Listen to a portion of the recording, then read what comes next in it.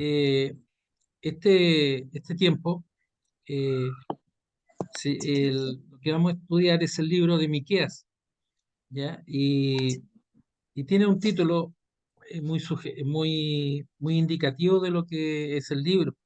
Es el libro que el Señor nos habla a través del pacto y del pacto que tiene una manifestación de justicia y también de misericordia. Pero antes de conocer lo que es Miqueas, entrar a verlo derechamente el libro, es necesario tener algunos conceptos previos de lo que es, hola hermano Nelson, de lo que es la profecía, ¿ya? Ahí. La profecía, ahí está. La profecía, eh, muchas personas no saben o no sabemos lo que significa la profecía. Pero hablar de profecía, mis amados hermanos, primero que nada es hablar de Dios y de la Biblia. Es hablar de Cristo y de su obra redentora. Es confrontar al hombre con la palabra transformadora, con la Biblia, la que transforma los corazones, la que restaura los corazones y nos consuela. Solo a la luz de ella somos transformados para la honra y la gloria de Dios. Y es ella la que nos lleva al verdadero arrepentimiento para el perdón de nuestros pecados. Es importante tener este entendimiento de lo que es la profecía, porque lo sorprendente de la profecía, mis amados hermanos, no es la capacidad de adivinar el futuro, sino que es la capacidad de transformar el alma. El profeta, Dios, a través de su siervo, a través del profeta, transforma nuestros corazones, transforma nuestras vidas, pero más que el hecho de estar estableciendo o determinando el futuro, la visión que está teniendo el instrumento de Dios, es la capacidad de la palabra para transformar el alma. Ese es el mensaje de la profecía. Y en este sentido, nosotros debemos recordar y tener presente que la redención es solamente dada por Cristo. Redención significa compra de nuestros pecados, el acercamiento a Dios a través de y perdón de nuestros pecados a través solamente de Jesucristo. Entonces, en este sentido, la profecía y la redención, en este caso que estamos hablando, no es una consideración divina o soberana de última hora, no es improvisada ni tardía por parte de Dios frente a la desobediencia al hombre.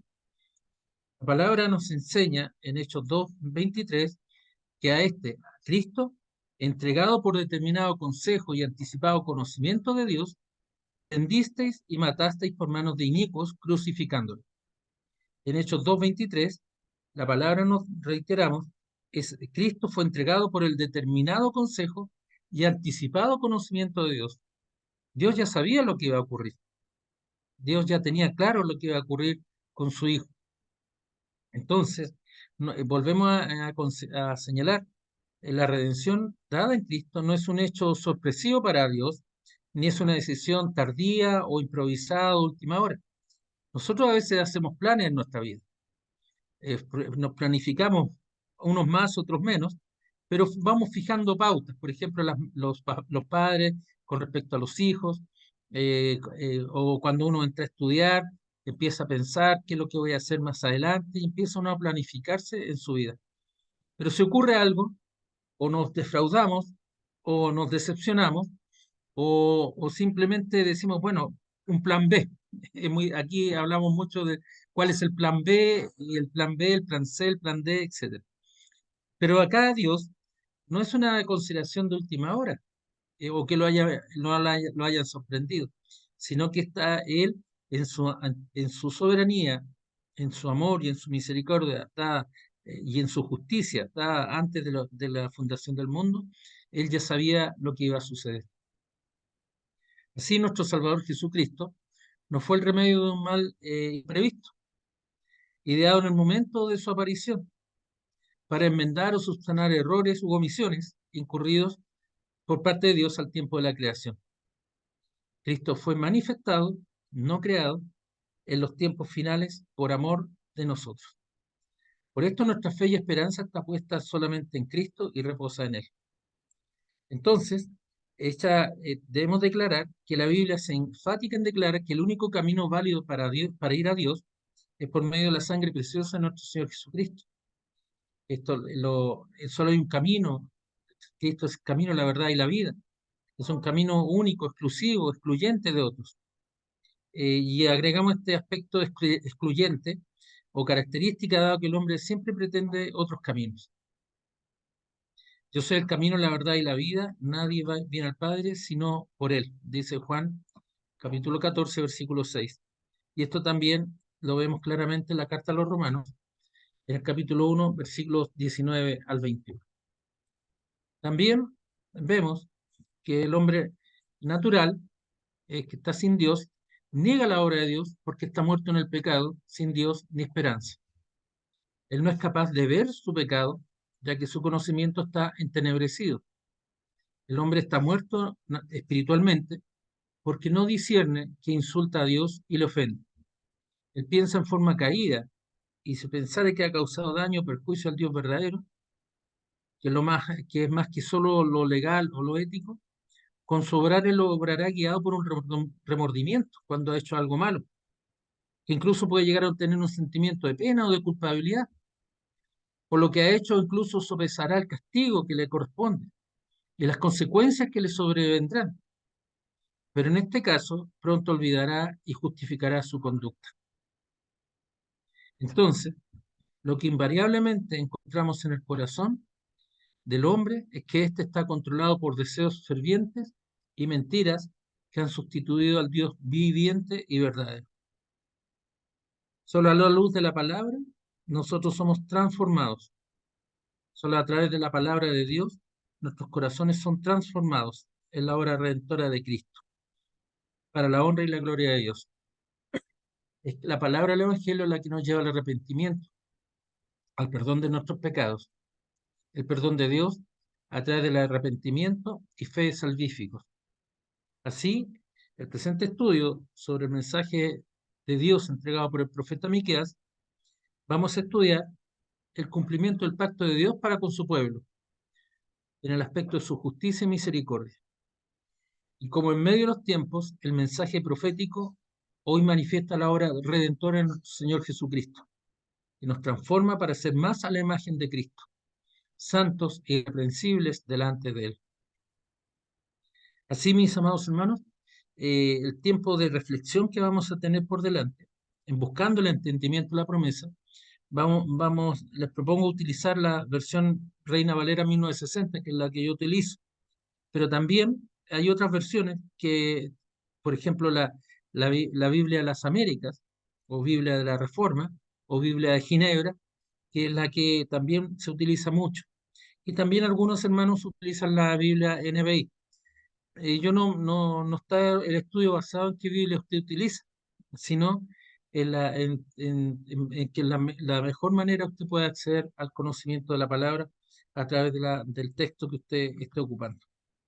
Entonces, hechas estas prevenciones, es necesario que nosotros reflexionemos también sobre lo que significa que es un profeta.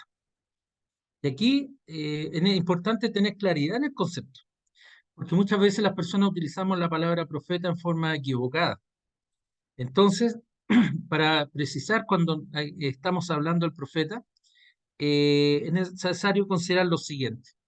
La palabra profeta proviene del griego profetés, que significa mensajero, portavoz. Y a través de la versión, la Vulgata, que es la traducción del griego al latín, por Jerónimo, la palabra profeta pasó al latín como profetá, y de ahí a las lenguas románicas y germánicas, es decir, al español en nuestro caso. Los hebreos utilizaron la palabra naví para expresar este concepto. El Antiguo Testamento también usa otras palabras para definir al profeta, naví, roé, José. Y el significado de la palabra naví es incierto, pero con toda seguridad, o con toda evidencia, mejor dicho, descubrimos en pasajes de Éxodo 7:1, de Deuteronomio 18:18 que la palabra designa a uno que viene con un mensaje de Dios para el pueblo. Entonces, la palabra Naví es un mensajero que trae el mensaje de Dios para el pueblo. Así, por ejemplo, en Éxodo 7:1, la palabra dice, Jehová dijo a Moisés, mira, yo te he constituido Dios para Faraón y tu hermano Aarón será tu profeta. Anótenlo, Éxodo 7:1. Deuteronomio 18:18 dice, profeta les levantaré de en medio de sus hermanos, como tú, y pondré mis palabras en su boca, y él les hablará todo lo que yo le mandare. Entonces, el profeta, volvemos a insistir, es uno que viene con un mensaje de Dios, dado por Dios, para el pueblo. La palabra roé, o José, perdón, acentúa en el hecho que el profeta es uno que recibe revelaciones de Dios, particularmente en forma de visiones. Estas palabras se usan de manera indistinta. Roé, José, ¿no es cierto? Ellos tienen visiones, ¿ya? Y otra designación también que se le da a los profetas son hombre de Dios, mensajero de Dios, vigilante, atalaya. Estos nombres indican que los profetas están al servicio especial del Señor y vigilan los intereses espirituales del pueblo. En la Biblia, el término profeta no está solamente restringido a los profetas, en la parte de la Biblia que habla de los profetas mayores y menores, que veremos un poquito más adelante que se distinguen. Vemos, por ejemplo, que Abraham fue designado profeta en Génesis 27. Esta labor también al inicio de la historia, ciertas personas servían como voceros de la verdad de Dios, y esta labor la hicieron Enoc, por ejemplo, en Génesis 5:18 y Judas 14.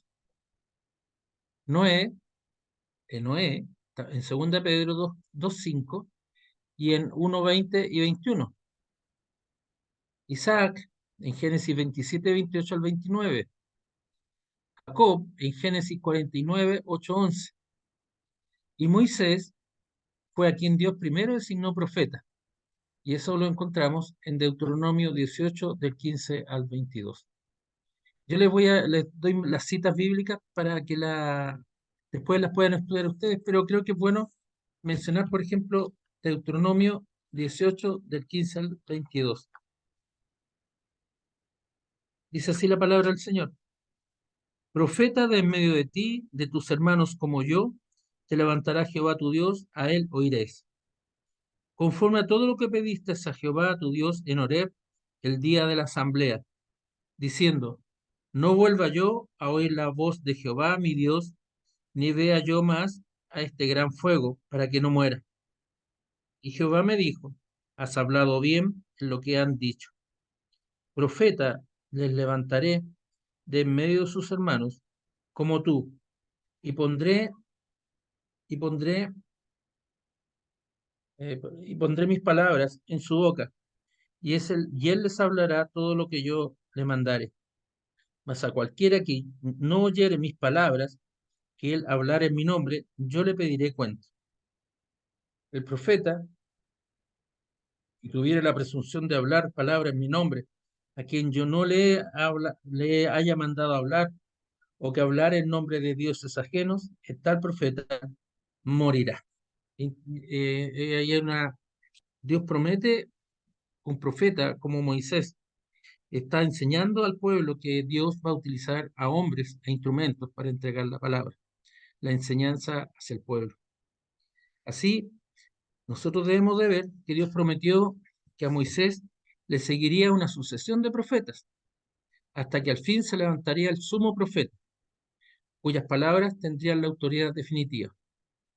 Y tal sucesión de profetas continuó en el resto del Antiguo Testamento, hasta nuestro Señor Jesucristo. Esto es importante e interesante. Nuestro Señor Jesucristo, además de sus otros títulos como Mesías, Salvador, Rey de Reyes, Hijo de Dios, León de Judá, etc., es el mayor profeta. Él mismo es el Hijo que habla con toda autoridad de Dios y en quien el Señor en un monte santo dijo que en él tenía complacencia y a quien debemos de oír. Marcos 9:7, vemos el relato sobre el monte de la transfiguración. Y vemos como Pedro así lo reconoce, vamos a ver un poquito más adelante. Y en Isaías 42:1 dice: He aquí mi siervo, yo le sostendré, mi escogido en quien mi alma tiene contentamiento.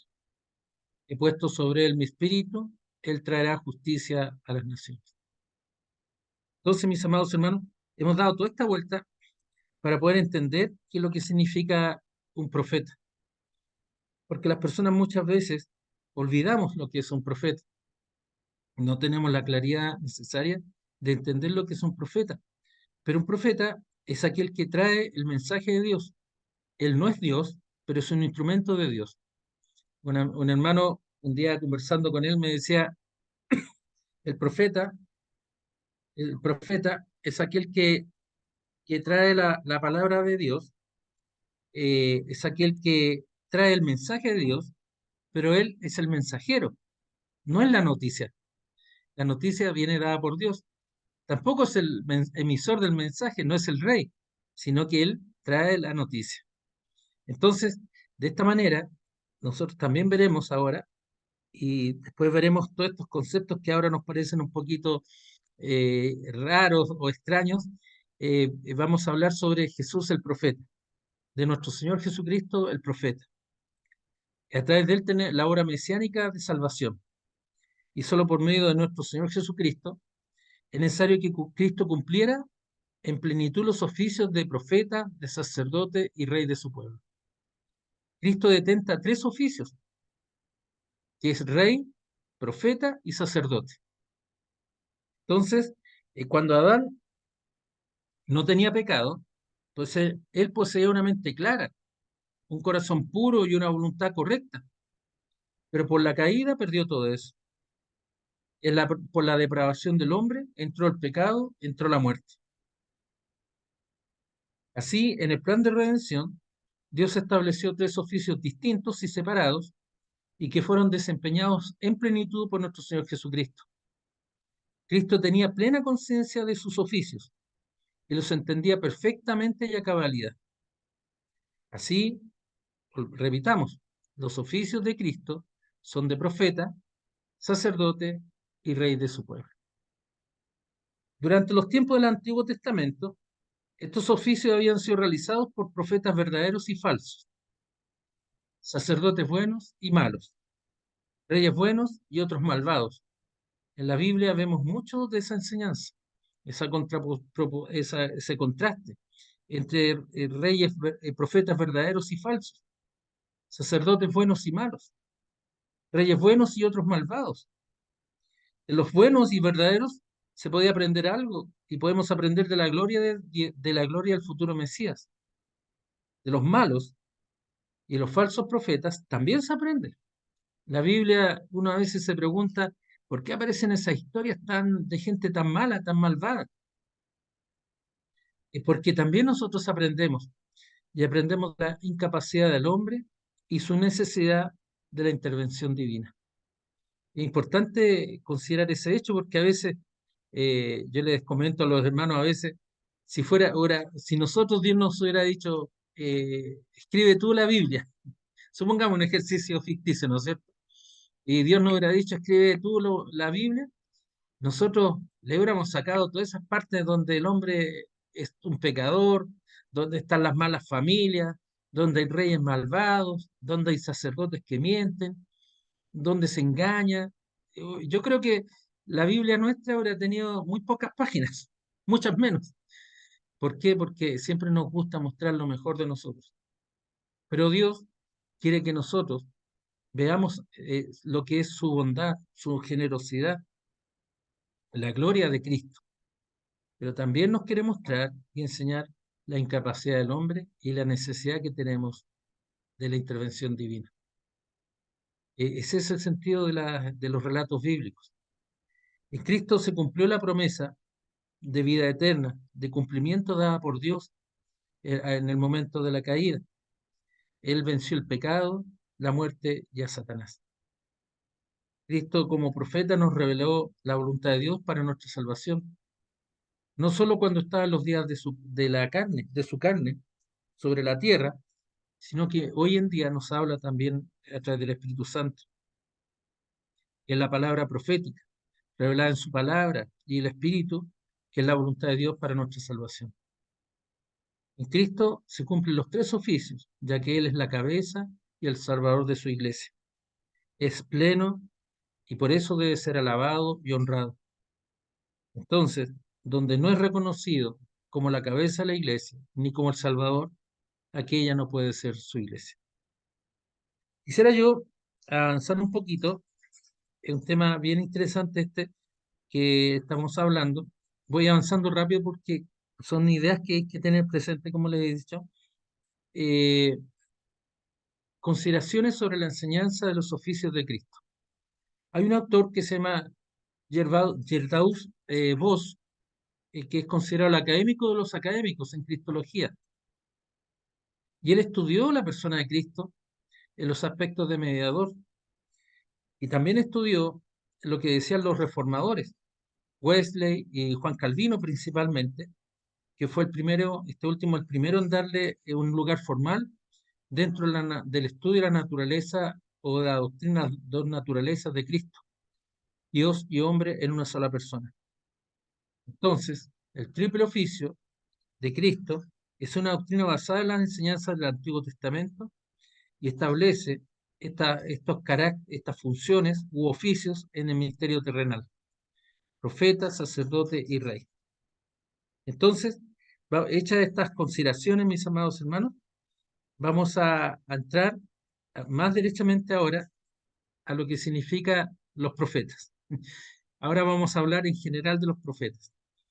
En la Biblia se nos habla de la labor de muchos profetas, no solo aquellos que en la Biblia hebrea, que conforman la segunda gran sección de libros de la Biblia hebrea, está la ley, los salmos y los profetas, ¿ya?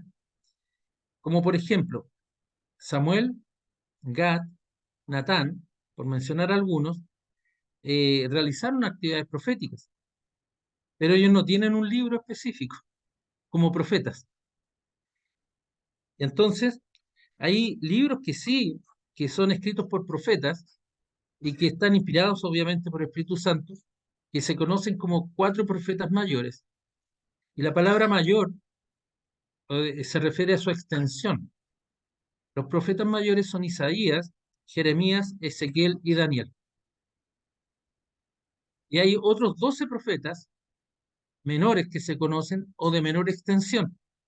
No es que sean menores en cuanto a su rango, no hay un rango acá, sino la extensión de lo que escribieron.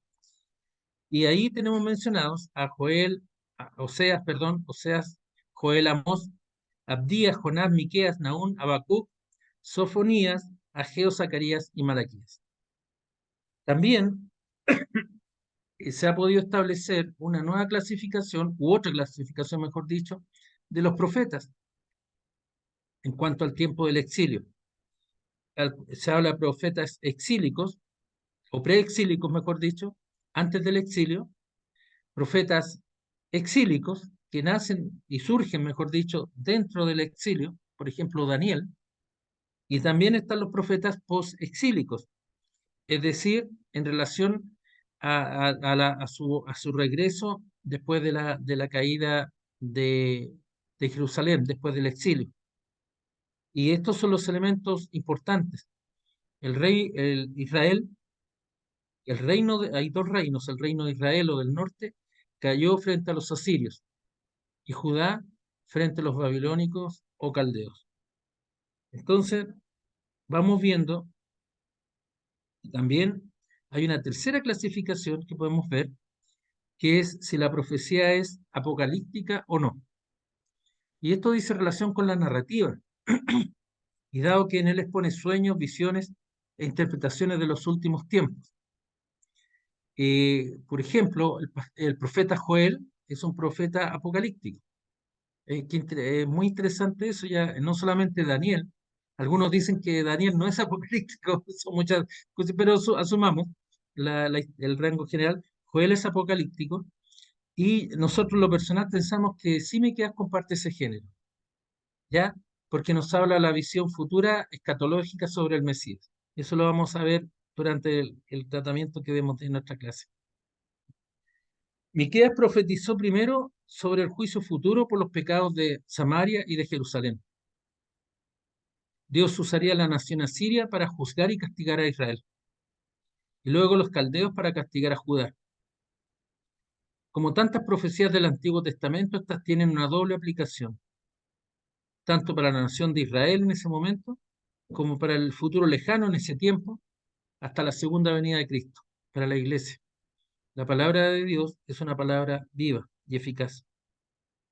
Entonces, eh, yo en lo personal, veremos un poquito más adelante, divido, vamos a hablar de las divisiones del libro de Miqueas. Pero antes que ello, debemos hablar de lo que es la verdadera profecía y la falsa profecía. Muchas personas confunden nuevamente y llevan al error. Profecía no es adivinar lo que va a suceder. El profeta no está adivinando. La profecía tampoco es probabilidad de alternativas de lo que pueden resultar una u otras y se debe elegir entre ellas. Profecía tampoco no es un invento del profeta. Él no está inventando. No es una elucubración. No es creación de él. Es la voz de Dios revelando lo que va a suceder mirando a Cristo. Tampoco la profecía es un presagio. Esto no es imaginar cosas sin tener un fundamento racional. El profeta tiene pleno uso de razón cuando está hablando. No está hablando en un éxtasis o en o una situación que pierde el control. Él está presagiando, perdón, él está hablando, pero no está imaginando las cosas, porque es Dios el que le está mostrando las visiones. Tampoco la profecía es una especulación. Especular significa hacer suposiciones sobre algo que no se conoce con certeza. Y la profecía tampoco es augurio o pronóstico de lo que va a suceder, considerando las probabilidades de lo que vaya a suceder. Por si acaso, nosotros a veces decimos algo y resulta. Eso es un pronóstico, un augurio, pero eso no es profecía. Uno puede, a veces nosotros jugando decimos, ah, tenemos un profeta. Entonces, pero la verdad de las cosas es que la profecía no es no es un invento, no es un presagio, no es especulación, tampoco es adivinanza. Entonces, tampoco la profecía es presumir cosas o deducir lo que va a ocurrir a partir de hechos conocidos, para así emitir un juicio. Entonces, hecha este entendimiento, vamos ahora a entrar derechamente a lo que es el libro de Miqueas. Miqueas es un libro, eh, el autor del libro es el que le da el nombre a este libro breve o, o menor, que significa ¿quién como Jehová? Eh, Pertenece a los libros proféticos del Antiguo Testamento y es considerado uno de los 12 profetas menores. Fue escrito a fines del siglo octavo antes de Cristo por el propio profeta. Aquí es dable, hermanos, informarles o decirles que hay mucha gente que dice que el profeta no escribió el libro, sino que fueron sacerdotes que volvieron después del exilio y lo escribieron para enseñar al pueblo. Eh, Ese pensamiento es un pensamiento liberal, pero significaría plantear que la Biblia está mintiendo y lo que nosotros no aceptamos y rechazamos terminantemente. Hago esta precisión por si acaso ustedes en algún momento encuentran un libro y les puede decir, no, estos profetas, el profeta escribió porque un sacerdote que escribió como haciendo pasar los tiempos. Eso significa mentir en el fondo, ¿ya? Entonces, nosotros lo rechazamos, pero es necesario informarlo por si acaso usted lo encuentra en algún momento en su lectura. En cuanto al libro, está dividido en 7 capítulos. El capítulo 1, Miqueas primero profetizó sobre el juicio futuro por los pecados de Samaria y Jerusalén. Dios usaría a la nación de Asiria para juzgar y castigar duramente a Israel, al reino del norte, que fueron deportados, fueron llevados en esclavitud. Son las 10 tribus de Israel. Muchos piensan que esas tribus nunca más volvieron. En la literatura de ficción hablan de las tribus perdidas de Israel, ¿ya? Son las tribus del norte. Y los caldeos o babilónicos que Dios usó para castigar severamente al reino de Judá. Las tribus de Judá, o sea, perdón, el reino del sur, fue llevado hacia Babilonia y volvieron después de 70 años. 70 años estuvieron exiliados.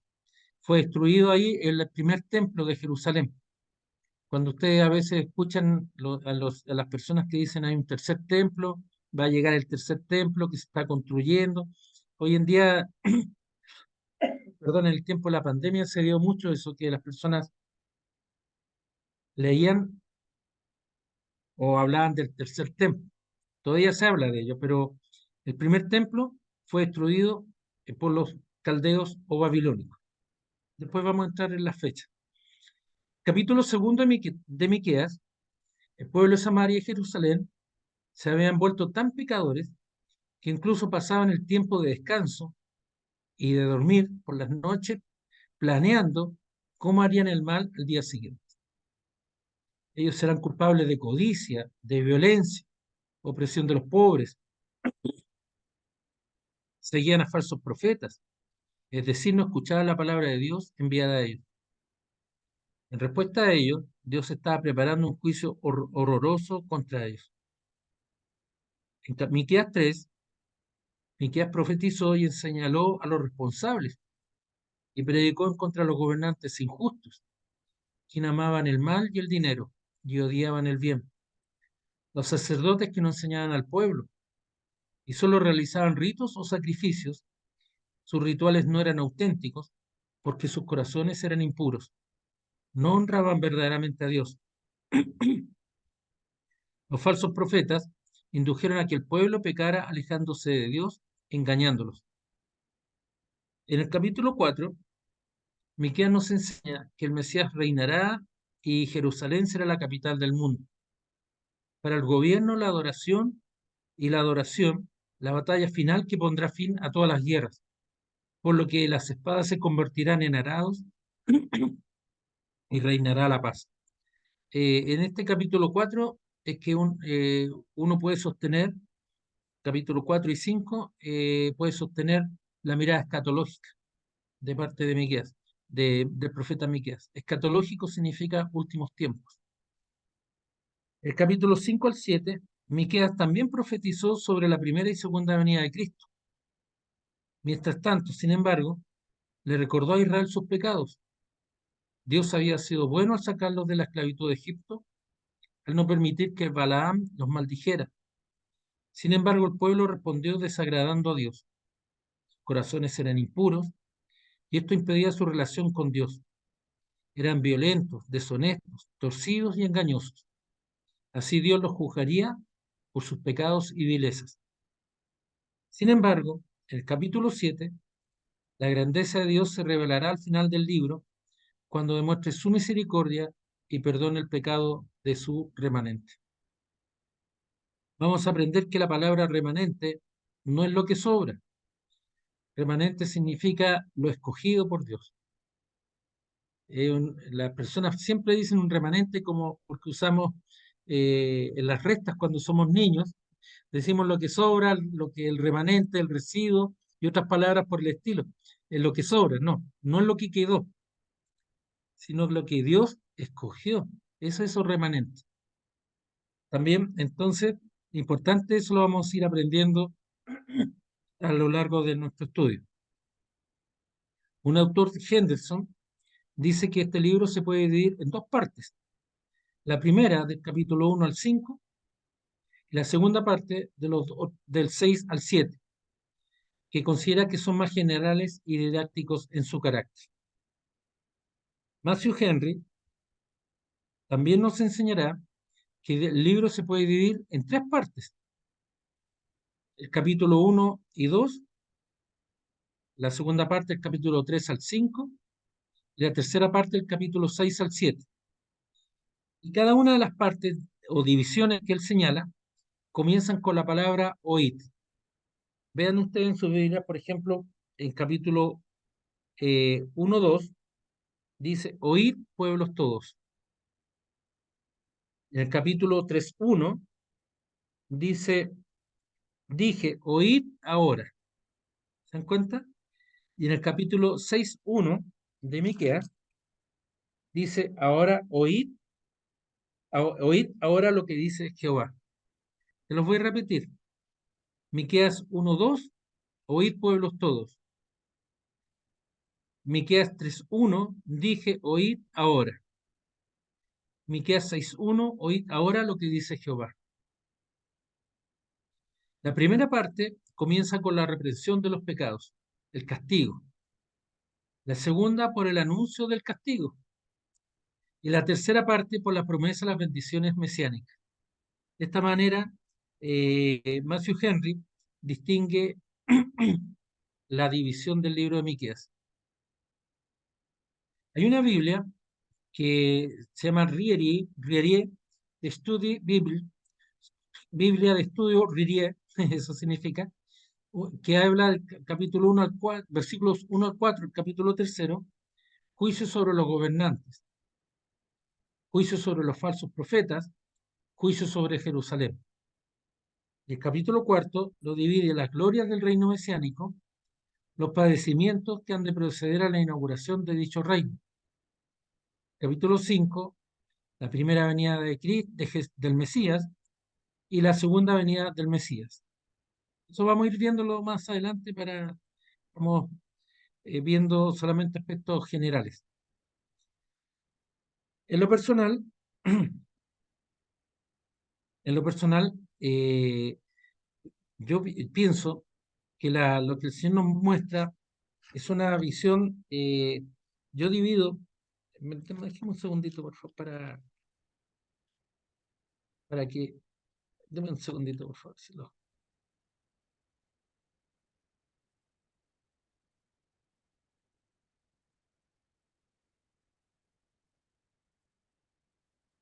ya. Yo distingo la siguiente división. Obviamente no hay algo que uno pueda decir, esta es lo que hay que seguir, pero en lo personal, pensamos que el libro se divide en dos grandes partes y que están marcadas para el uso de la justicia que Dios nos enseña a través del profeta, por no respetar la ley y muestra la muerte y la enemistad contra Dios. La primera parte es del capítulo 1 al 5, que llamamos justicia retributiva. ¿Por qué?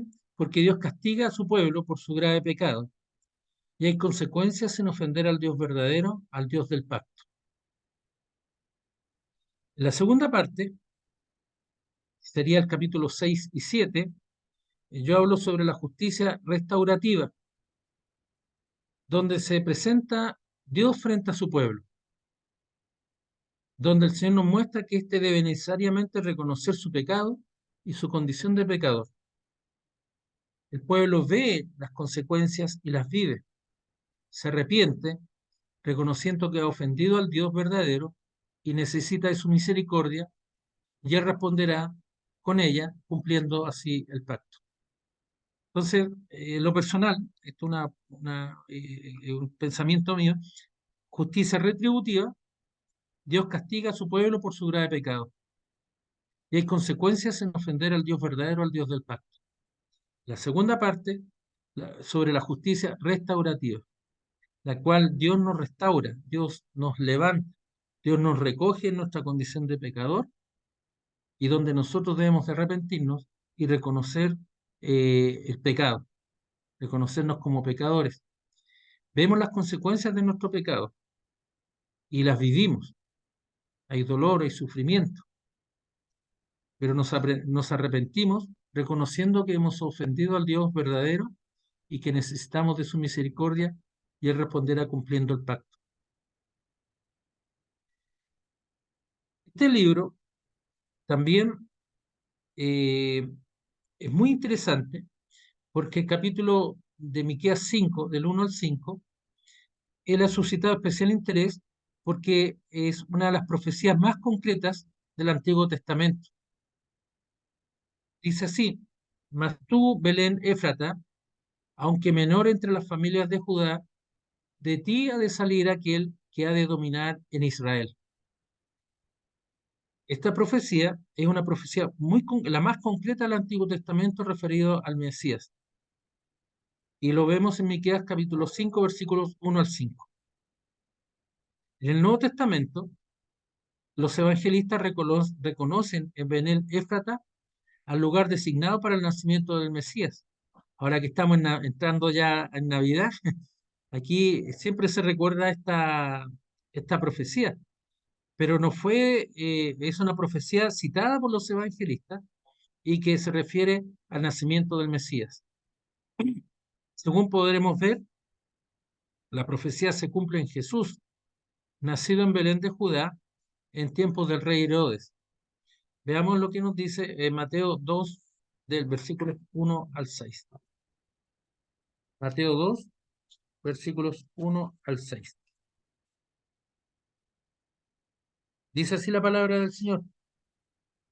Cuando Jesús nació en Belén de Judea, en días del rey Herodes, vinieron del oriente a Jerusalén unos magos, diciendo: ¿Dónde está el rey de los judíos que ha nacido? Porque su estrella hemos visto en el oriente y hemos venido a adorarlo. Oyendo esto entonces, oyendo esto, el rey Herodes se turbó y toda Jerusalén con él. Y convocados todos los principales sacerdotes y los escribas del pueblo, les preguntó dónde había de nacer el Cristo. Ellos le dijeron: en Belén de Judá, porque así está escrito por el profeta. Esta cita es Miqueas, donde dice: y tú, Belén, de la tierra de Judá, no eres más pequeña entre los príncipes de Judá, porque de ti saldrá el guiador que apacentará a mi pueblo Israel. Ahí se cumplió la profecía y los evangelistas lo citan. Y en Juan 7:42, vemos lo que dice Juan 7:42, dice: ¿no dice la escritura que del linaje de David y de la aldea de Belén, de donde era David, ha de venir el Cristo? ¿Se dan cuenta cómo se cumple ahí en Juan también la profecía? En los tiempos del Señor Jesús había clara conciencia del nacimiento de Él, del Mesías. ¿Me dan un segundito, por favor? Están tocando, un minutito, por favor.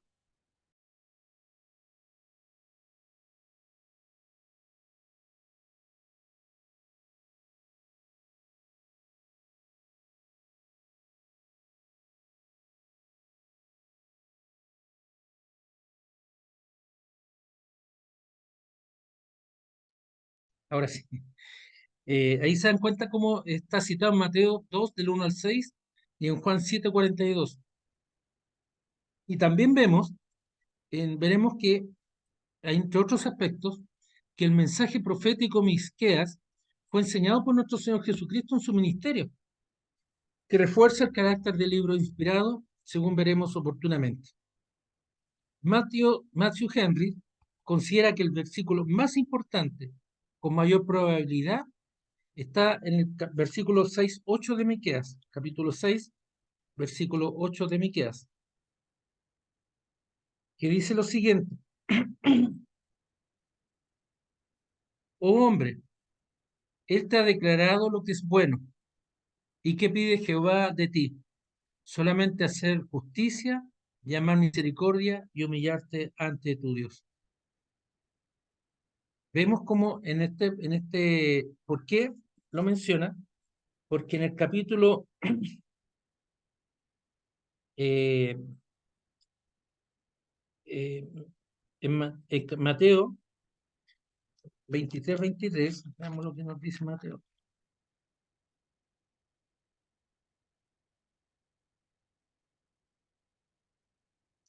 Mateo 23, dice lo siguiente: Ay de vosotros, escribas y fariseos, hipócritas, porque diezmáis la menta y el eneldo y el comino, y dejáis lo más importante de la ley. Mira lo que dice el Señor Jesús: la justicia, la misericordia y la fe. Esto era necesario hacer sin dejar de hacer aquello. ¿Se dan cuenta cómo el Señor Jesús nos enseña en su mensaje la misma enseñanza que el profeta nos ha mostrado? Entonces, vamos a hablar ahora del comienzo del libro en el versículo 1:1, capítulo 1 de Miqueas, versículo 1.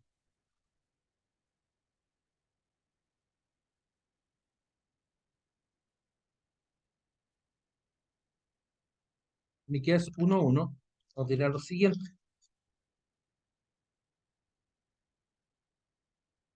Dice: palabra de Jehová que vino a Miqueas de Moreset en días de Jotán, Acaz y Ezequías, reyes de Judá, lo que vio sobre Samaria y Jerusalén.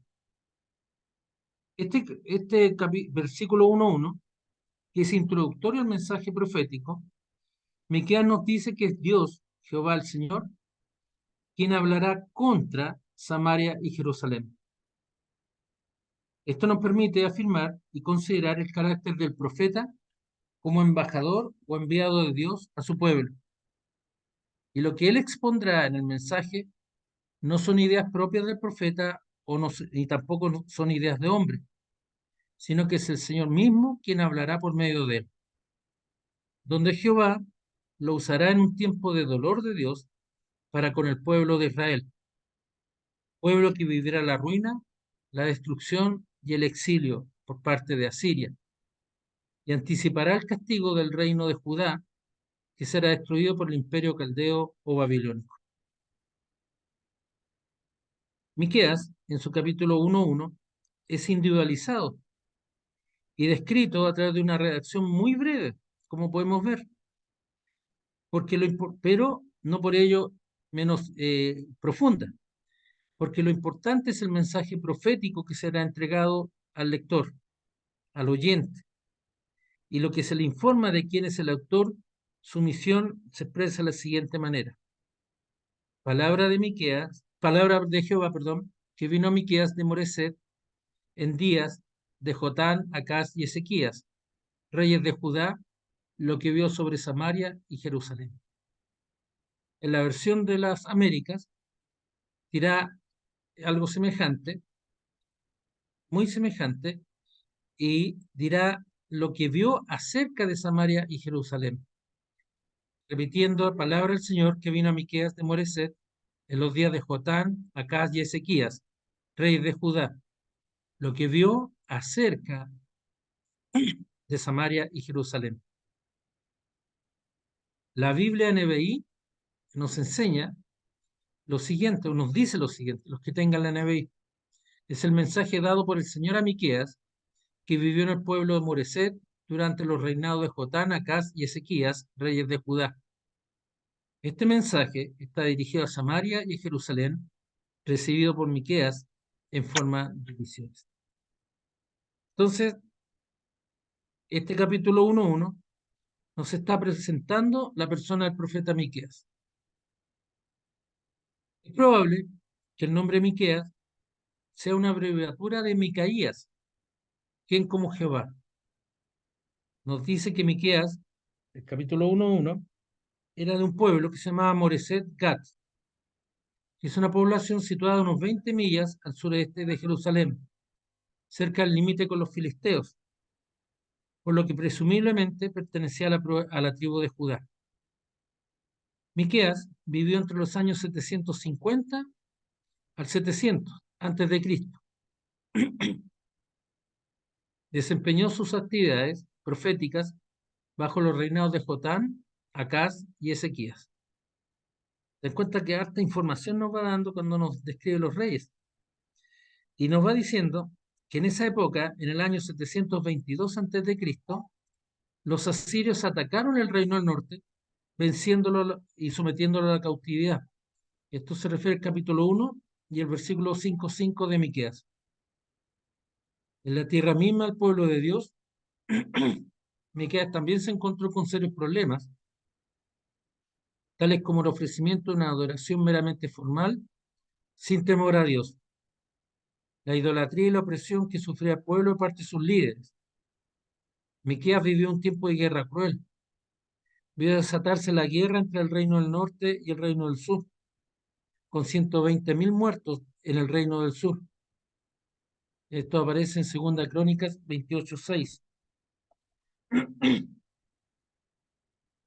Segunda Crónicas 28:6 dice así: porque Peca, hijo de Remalías, mató en Judá en un día 120.000 hombres valientes, por cuanto habían dejado a Jehová, el Dios de sus padres. Sin mencionar también las víctimas del reino del norte. Después Asiria, una gran potencia militar de su época, aplastó el reino del norte y solo un milagro pudo evitar que estos mismos ejércitos entraran en Jerusalén, en el reino del sur. Él se asoció, digamos, el reino del sur con Asiria. Fue tributario, pagó impuestos. En Segunda Crónicas, capítulo 32, podemos ver el relato bíblico de lo que estamos hablando.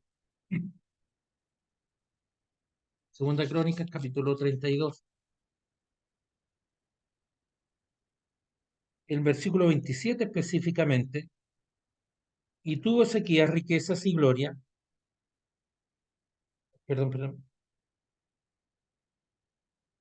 perdón, versículo 31, 32, 31. Mas en lo referente a los mensajeros de los príncipes de Babilonia, que enviaron a él para hacer saber del prodigio que había acontecido en el país, Dios lo dejó para probarle, para hacerle conocer todo lo que estaba en su. Es decir, Dios permitía en todo momento que las cosas fueran ocurriendo. Esto nos enseña de la soberanía de Dios. También Miqueas interpretó estos acontecimientos como castigo de Dios sobre el reino del norte por sus pecados, la idolatría,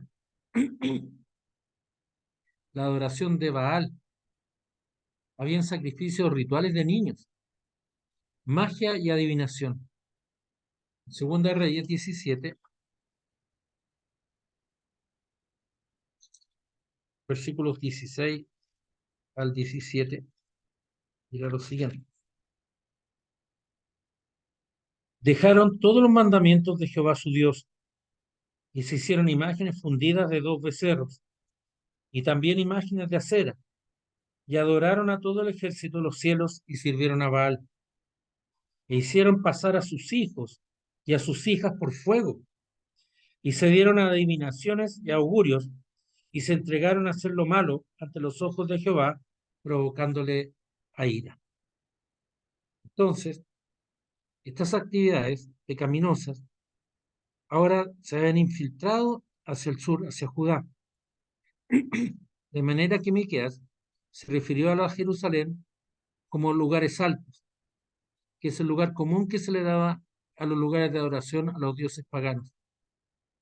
Predicando el capítulo Miqueas 1:5, predicando así que el juicio que cayó sobre el reino del norte caería ahora sobre Judá por causa de su desobediencia a Dios.